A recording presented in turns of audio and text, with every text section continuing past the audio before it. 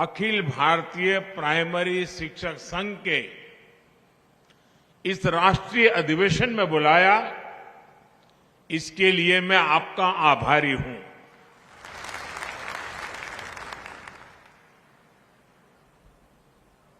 आजादी के अमृत काल में जब भारत विकसित होने के संकल्प के साथ आगे बढ़ रहा है,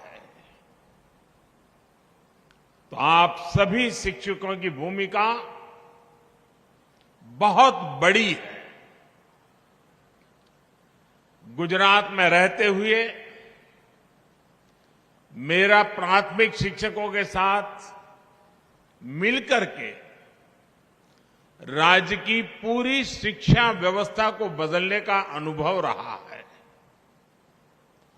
एक जमाने में गुजरात में ड्रॉप आउट रेट, जैसा मुख्यमंत्री जी ने बताया, करीब 40% आसपास हुआ करता था, और आज ये, जैसा मुख्यमंत्री जी ने बताया, 3% से भी कम रह गया है। ये गुजरात के शिक्षकों के सहयोग से ही संभव हुआ है। गुजरात में शिक्षकों के साथ मेरे जो अनुभव रहे, उसने राष्ट्रीय स्तर पर भी नीतियां बनाने में, पॉलिसी फ्रेमवर्क में हमारी काफी मदद की है। अब जैसे रूपाला जी बता रहे थे, स्कूलों में शौचालय न होने के कारण बड़ी संख्या में बेटियां स्कूल थी। इसलिए हमने विशेष अभियान चलाकर स्कूलों में बेटियों के लिए अलग शौचालय बनवाए। शाम को जब स्कूल से घर जाना होता था तो बच्चों को कुछ न कुछ काम देते थे, और होमवर्क वाला नहीं, कुछ और ही काम देते थे। जैसे वो कहते थे, अच्छा भाई तुम ऐसा करना, कल 10 चावल लेकर के आ जाना। दूसरे को कहते थे तुम 10 मूंग के दाने ले आना। तीसरे को कहते थे तुम तूर की दाल 10 लेके आना। चौथे को कहते थे तुम 10 चने ले आना। हरे से कुछ न कुछ ऐसा 10 मंगवाते थे। उस बच्चा घर जाते याद रखता था, मुझे 10 लाना है, 10 लाना है, 10 नंबर फिक्स हो जाता था। फिर मुझे गेहूं लाना है कि चावल लाना है, तो उसके दिमाग में घर जाते पहले अपनी मां से कह देता था, मुझे कल टीचर ने कहा ये ले जाना है। सुबह तक उसके दिमाग में वो चावल और 10 ये बना रहता था।